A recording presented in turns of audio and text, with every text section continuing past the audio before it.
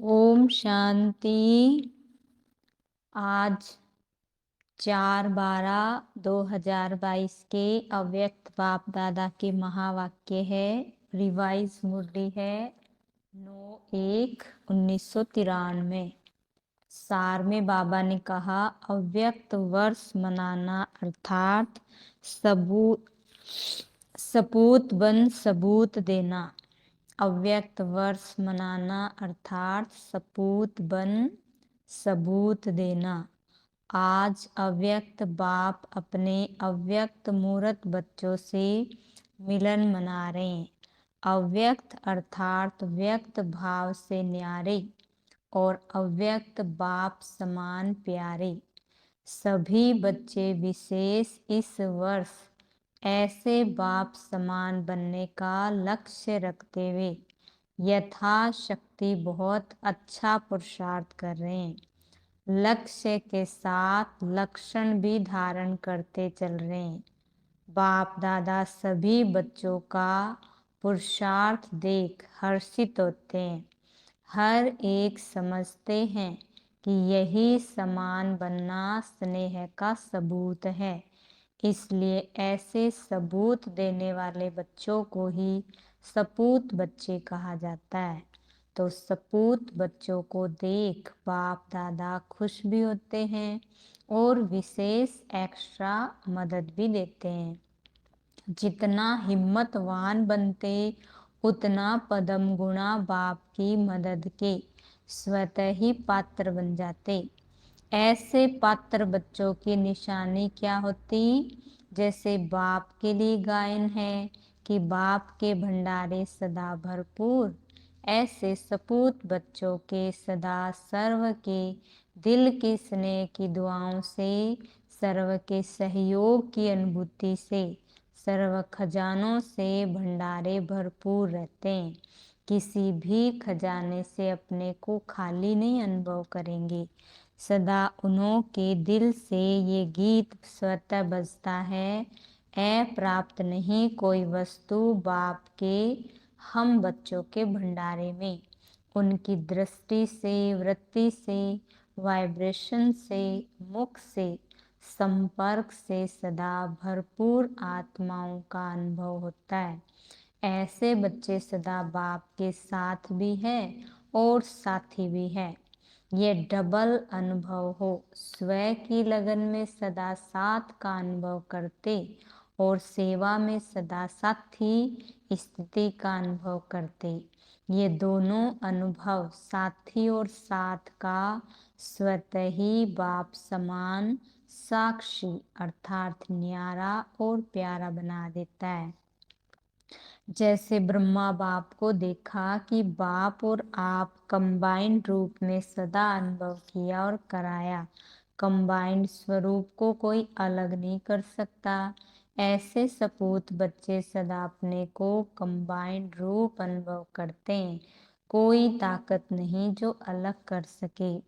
जैसे सतयुग में देवताओं की प्रकृति दासी रहती अर्थात सदा समय प्रमाण सहयोगी रहती, ऐसे सपूत बच्चों की श्रेष्ठ स्थिति कारण सर्व शक्तियाँ और सर्वगुण समय प्रमाण सदा सहयोगी रहते हैं अर्थात सर्व शक्तियों के गुणों के राज्य अधिकारी रहते हैं।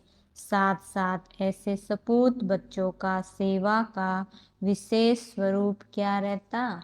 जैसे सभी वाणी द्वारा व मनसा द्वारा सेवा करते, ऐसे सेवा वे भी करते, लेकिन उन्हों की विशेष सेवा यही है कि सदा अन्य आत्माओं को प्राप्त हुए बाप के गुणों और शक्तियों का दान नहीं, लेकिन सहयोग व प्राप्ति का अनुभव कराना है। अज्ञानियों को दान देंगे और ब्राह्मण आत्माओं को सहयोग व प्राप्ति कराएंगे, क्योंकि सबसे बड़े से बड़ा दान गुण दान व शक्तियों का दान है। निर्बल को शक्तिवान बनाना ये श्रेष्ठ दान है व सहयोग है। तो ऐसा सहयोग देना आता है क्या? कि अभी लेने के लिए सोचते हो? अभी लेने वाले हो या दाता के बच्चे देने वाले हो? व कभी लेते हो कभी देते हो? देने लग जाओ तो लेना स्वतः ही संपन्न हो जाएगा, क्योंकि बाप ने सभी को सब कुछ दे दिया। कुछ भी अपने पास रखा नहीं है, सब दे दिया। सिर्फ लेने वालों को संभालना और कार्य में लगाना नहीं आता है। तो जितना देते जाएंगे उतना ही संपन्नता का अनुभव करते जाएंगे। ऐसे सपूत हो ना, सपूत की लाइन में हो कि सपूत बनने की लाइन में हो। जैसे लौकिक में भी माँ बाप बच्चों को अपने हाथों पर नचाते रहते, अर्थात सदा खुश रखते, उमंग उत्साह में रखते। ऐसे सपूत बच्चे सदा सर्व को उमंग उत्साह में नचाते रहेंगे, उड़ती कला में उड़ाते रहेंगे। तो ये वर्ष अव्यक्त वर्ष मना रहे हो। अव्यक्त वर्ष अर्थात बाप के सपूत बन सबूत देने वाला बनना। ऐसा सबूत देना अर्थात मनाना। अव्यक्त का अर्थ ही है व्यक्त भाव और व्यक्त भावना से परे। जीवन में उड़ती कला व गिरती कला का आधार दो बातें हैं, पहला भावना और दूसरा भाव। अगर किसी भी कार्य में कार्य प्रति या कार्य करने वाले व्यक्ति के प्रति भावना श्रेष्ठ है तो भावना का फल भी श्रेष्ठ स्वतः ही प्राप्त होता है। एक है सर्वप्रति कल्याण की भावना, दूसरी है कोई कैसा भी हो लेकिन सदा स्नेह और सहयोग देने की भावना, और तीसरी है सदा हिम्मत उल्लास बढ़ाने की भावना। चौथी है कोई कैसा भी हो लेकिन सदा अपनेपन की भावना, और पांचवी है इन सब का फाउंडेशन आत्मिक स्वरूप की भावना। इनको कहा जाता सद्भावनाएं व पॉजिटिव भावनाएं। तो अव्यक्त बनना अर्थात ये सर्व सद्भावनाएं रखना। अगर इन सद्भावनाओं के विपरीत है तब ही व्यक्त भाव अपनी तरफ आकर्षित करता है। व्यक्त भाव का अर्थ ही है इन पांचों बातों के निगेटिव अर्थात विपरीत स्थिति में रहना। इसके विपरीत को तो स्वयं ही जानते हो, वर्णन करने की आवश्यकता नहीं। जब भावना विपरीत होती तो अव्यक्त स्थिति में स्थित नहीं हो सकते। माया के आने के विशेष यही दरवाजे हैं। किसी भी विघ्न को चेक करो, उसका मूल प्रीत के बजाय विपरीत भावनाएं ही होती है। भावना पहले संकल्प रूप में होती, फिर बोल में आती, उसके बाद फिर कर्म में आती है। जैसी भावना होगी वैसे व्यक्तियों के हर एक चलन व बोल को उसी भाव से देखेंगे, सुनेंगे, संबंध में आएंगे। भावना से भाव भी बदलता है। अगर किसी आत्मा के प्रति किसी भी समय ईर्ष्या की भावना अर्थात अपनेपन की भावना नहीं है तो उस व्यक्ति के हर चलन हर बोल से मिसअंडरस्टैंड का भाव अनुभव होगा। वह अच्छा भी करेगा लेकिन आपकी भावना अच्छी न होने के कारण हर चलन और बोल से आपको बुरा भाव दिखाई देगा। तो भावना भाव को बदलने वाली है। तो चेक करो हर आत्मा के प्रति शुभ भावना शुभ भाव रहता है। भाव को समझने में अंतर पड़ने से मिसअंडरस्टैंडिंग माया का दरवाजा बन जाती है। अव्यक्त स्थिति बनाने के लिए विशेष अपनी भावना और भाव को चेक करो तो सहज अव्यक्त स्थिति में विशेष अनुभव करते रहेंगे। कई बच्चे अशुद्ध भावना व अशुभ भाव से अलग भी रहते हैं, लेकिन एक है शुभ भाव और भावना, दूसरा है व्यर्थ भाव और भावना, तीसरा है साधारण भाव व भावना।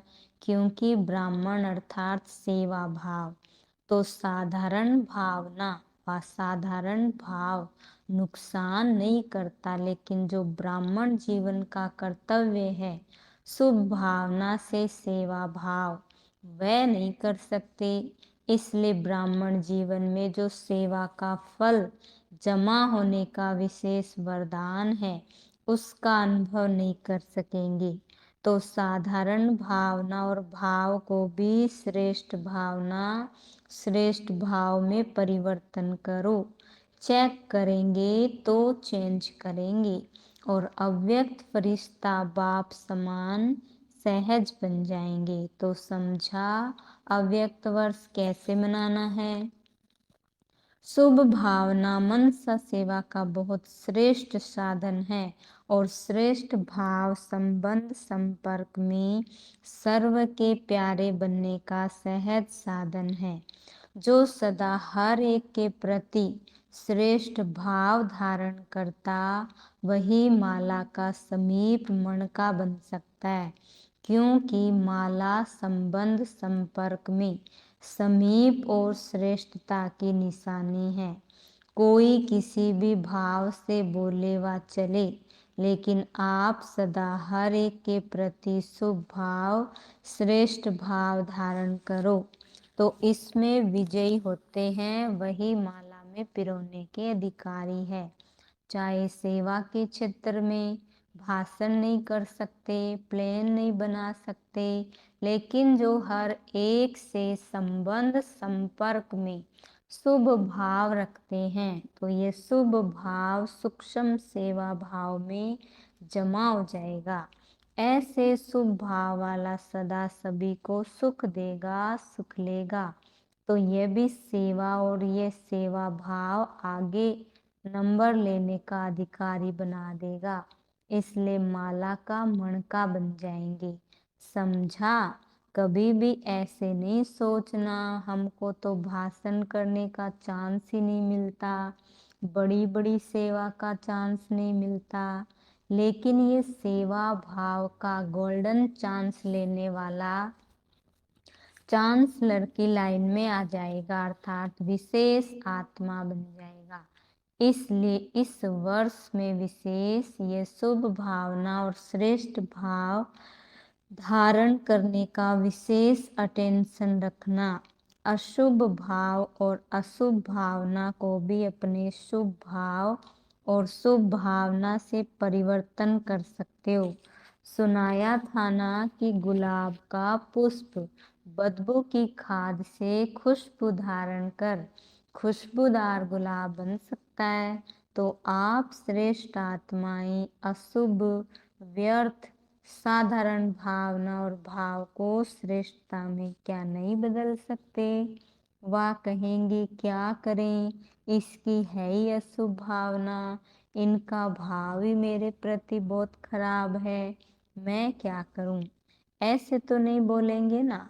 आपका तो टाइटल है विश्व परिवर्तक।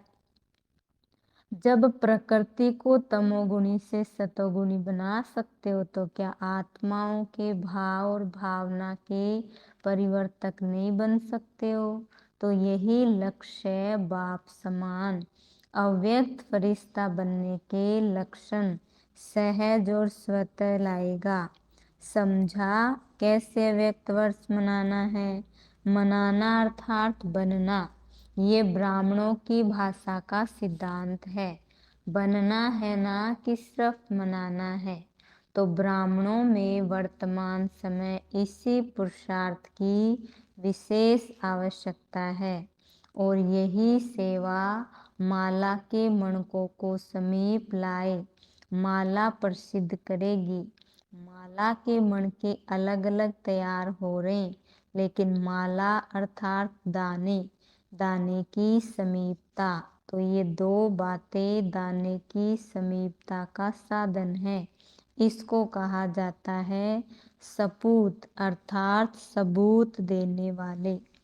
अच्छा चारों ओर के सर्व स्नेह का सबूत देने वाले सपूत बच्चों को सदा बाप समान फरिश्ता बनने के उमंग उत्साह में रहने वाली आत्माओं को सदा सर्व प्रति श्रेष्ठ भावना और श्रेष्ठ भाव रखने वाली विजयी आत्माओं को सदा हर आत्मा को श्रेष्ठ भावना से परिवर्तन करने वाले विश्व परिवर्तक आत्माओं को सदा विजयी बन विजय माला में समीप आने वाले विजयी रत्नों को बाप दादा का अव्यक्त वर्ष की मुबारक के साथ साथ याद प्यार और नमस्ते।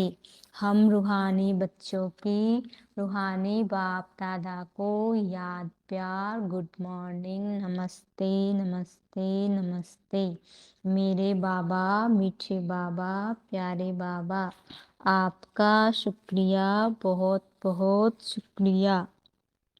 आज का प्यारे बाबा का वरदान है ज्ञान को लाइट और माइट के रूप से समय पर कार्य में लगाने वाले ज्ञानी तो आत्मा भव।